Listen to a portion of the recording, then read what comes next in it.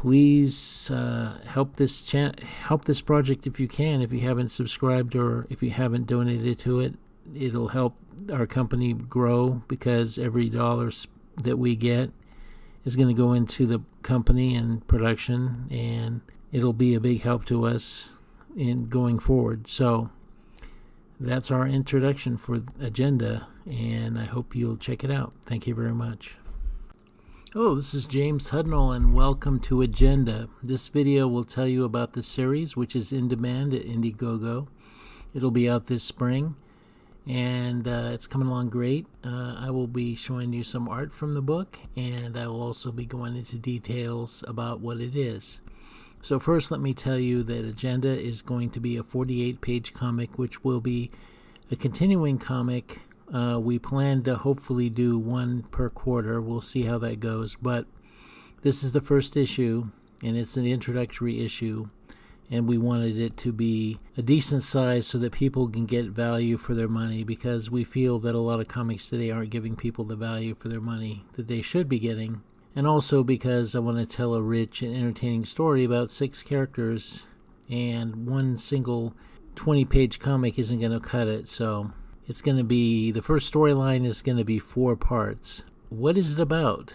Let me just give you the log line, which is, what if 6 people were given the power to change the world? 6 people suddenly had superpowers. And what if their actions would change the world, but what if those people are all on their own agendas? And what if the consequences of their actions were unforeseen? What kind of world would they create, especially if they had conflicting agendas? This is what the story of Agenda is about. It's an exploration of what happened in a realistic take on superheroes. If superheroes existed in the real world, how would that actually play out in the real world? Normally we see stories that follow specific agendas of the writer, but in my case I'm trying to show different points of view and to show how that would work out in the real world. The real world is a little bit more complex, as you know, and so I feel like it'd be very entertaining and educational to kind of do a story that's not about heroes and villains per se. It's about people who make decisions, some of which are bad and some of which may be good, and I'll let you, the audience, decide who to root for, because frankly, in the real world, things are not what they seem, and people are not what they seem, and people's agendas are all their own.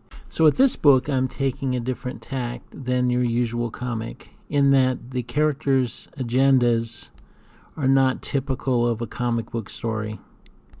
We have the insurgent, who is someone who does not like the media, does not like what they're being told as the truth. They know the opposite, and they happen to have the ability to reveal the truth about people. Things that they should not be able to do, he's able to do in ways that are very interesting and challenging. And because of that, he upsets the elite in such a way he becomes public enemy number 1. And then we have Pharaoh. Pharaoh is somebody who wants to save his community, wants to help his community, wants to fix his community. He happens to be African American, and no matter what he does, he's made out to be the enemy by both the state and by the people, and he's trying to help the people, but those in power don't want him involving himself in their scam, basically. The way that they treat the community and the way that they try to control the community is a business for them. So that's going to be explored. And then we have Machine Queen and Void. Those are 2 characters who work together, and they are trying to stop intellectual property theft initially, but it gets into robotization and artificial intelligence and a lot of other things that will be affecting our society, and they want to control where that goes. Then we have King Victory, who is a character who wants to stop a lot of the problems in the Middle East. And he has the ability to do that. But of course, there are a lot of powerful people who want problems in the Middle East to continue at all costs. So again, he rattles a lot of cages that didn't want to be rattled, and they're very powerful. And then we come to what I call the two mystery characters. I'll be explaining about them in the video that I'll be posting shortly, which is about those characters. And you can find that on the Indiegogo page. It'll be one of the videos that you can view, or on my YouTube page, which is Esper999. So that's a taste of Agenda, and I hope it interests you. Like I say, it's in demand. We originally tried to get this out in February, but it looks like it's going to be probably early April, if I have any estimation. But we're trying to get it done. We just don't want to rush it. We want it to be good.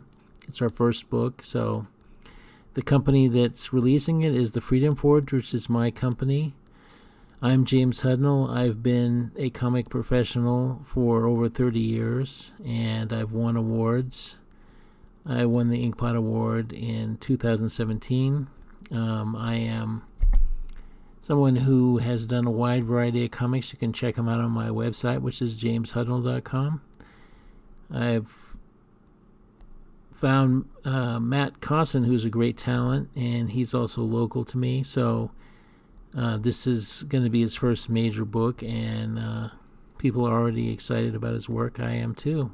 And his brother is doing a magnificent job of coloring it. So please help this project if you can. If you haven't subscribed, or if you haven't donated to it, it'll help our company grow, because every dollar that we get is going to go into the company and production, and it'll be a big help to us in going forward. So that's our introduction for Agenda, and I hope you'll check it out. Thank you very much.